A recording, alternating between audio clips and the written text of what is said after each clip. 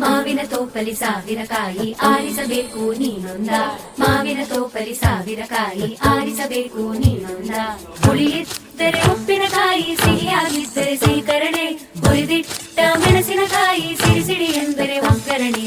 ಮಾವಿನ ತೋಪಲಿ ಸಾವಿರಕಾಯಿ ಆರಿಸಬೇಕು ನೀನೊಂದ, ಒಂದೇ ಹಣ್ಣಲ್ಲಿ ಬಗೆ ಬಗೆ ರೀತಿ ಇಟ್ಟನು ಯಾಕೆ ಭಗವಂತ.